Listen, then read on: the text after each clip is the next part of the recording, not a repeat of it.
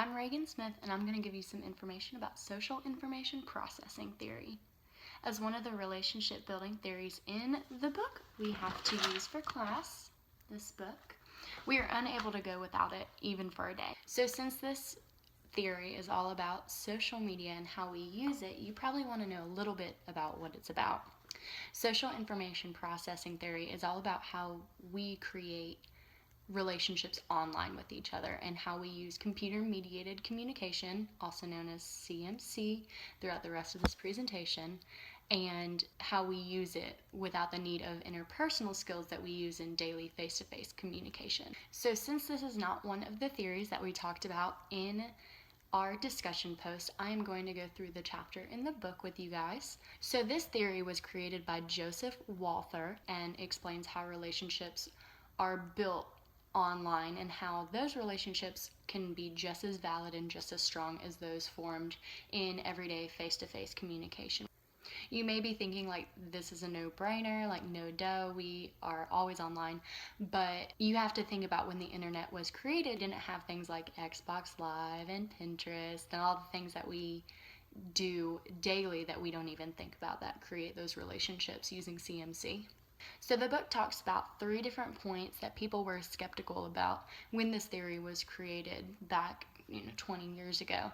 Those 3 things are social presence theory, media richness theory, and a lack of social context cues. So social presence theory is the thought that communication online deprives the sense that someone is behind the other computer screen. So basically there's a lack of feeling like there's a legitimate human that you're having a conversation with. Media richness suggests that the type of medium used, whether it's email or texting or things like that, are too narrow to get a true sense of a social relationship. So basically what it says is that CMC is a barren wasteland of social substantial relationships and that it's just not possible. And the third point of skepticism suggests that there's a lack of social context cues, meaning when you're in face-to-face relationships, you get the nonverbal cues like constantly using your hands or smiling or eye contact or things like that. But in the online world, you don't get to see any of that. You just see the words on the page. Basically what this means is that people will say whatever they want, whenever they want, and not really care because it's online. They're not in the actual conversation, seeing the other person's reaction or anything like that. So now that the doubts are out of the way, let's talk about why Walther thinks that this theory is actually plausible. Verbal cues and extended time are used in CMC to create a relationship built online. So verbal cues are when people online use CMC to create impressions about themselves based solely on the text.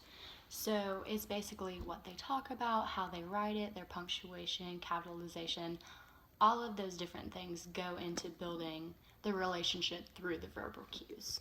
So the verbal cues used in CMC relationships replace the nonverbal cues that seem to be missing in an online relationship. The other point that Walther points out is that extended time is used to create a CMC-based relationship. And so this basically means that more time is needed to create that substantial relationship than a face-to-face relationship would. The basis behind this is that CMC-based relationships and communication takes 4 times the amount that a face-to-face communication conversation would. So basically 10 minutes of face-to-face time with someone is equivalent to 40 minutes in an online setting. So the book talks about 2 other factors that make this theory a reality.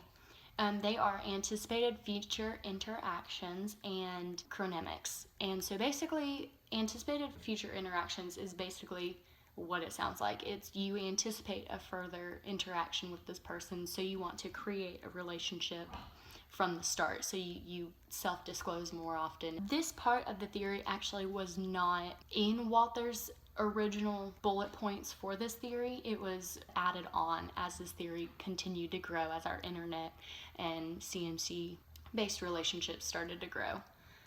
So basically this part of the theory, using uncertainty reduction theory, which is another relationship building theory that is used closely with this one, that we will develop online relationships if there is a promise of a future interaction, which completely makes sense, because why would you want to create a relationship and self-disclose with someone that you'll never speak to again? The second part is chronemics, and so that's just basically a fancy word for taking time in your own hands. This basically provides the interpersonal skills that aren't prevalent, like nonverbal cues and things like that. And so if in face-to-face communication I take a long time to answer, that means I'm either confused, I don't know what I'm talking about, or I just need to think about what I need to say and choose my words carefully.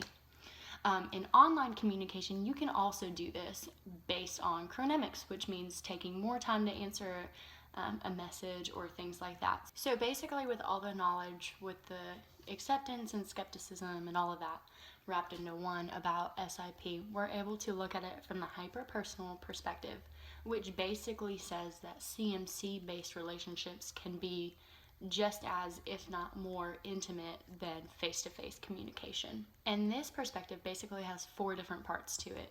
There's the sender, the receiver, the channel, and the feedback, just like any other communication theory. So basically with the sender, that starts with selective self-presentation. The sender isn't going to put any information on their profile or in a message or anything like that from the start if they don't want it to be seen. So from there, the receiver of the information will see it. If they like it, then they will start the attribution phase, and basically they will observe the post and all of that and the messaging being sent out, and then they'll try to figure out what the person is really like. So it's basically like an online self versus an in-person self, and they'll basically see if this person is similar enough that they want to start that relationship with. The third aspect of it is the channel, and most CMC-based channels are asynchronous, which basically means that people can send messages whenever and wherever they want and how they want. There's no time restraint to a response, and they can basically take their time, practice chronemics, and basically just get the post done whenever they feel they want to get the post done. And the last aspect of it is the feedback, because nothing comes full circle without some feedback. And so basically in the feedback stage, a self-fulfilling prophecy happens, which basically it's the expectation that the response that they get from the person that they're communicating with acts in a way that confirms what they originally anticipated from that person. So the relationship will be fruitful, or this won't work out. To completely understand all of this, the book gives a great analogy as to why CMC information and face-to-face interaction work and can work in tandem, and also just completely CMC communication can work on its own. And so basically the analogy is that someone gives you a glass of drink, whatever you want. For me, it's Diet Coke. So basically they say that I can take this lid off and drink the entire 32 ounces. And that represents face-to-face communication. And basically I can get all of this information at once. But with CMC-based interactions, I have to drink it through a straw. And basically, I get the liquid slower, but I will get the same amount of information from the person.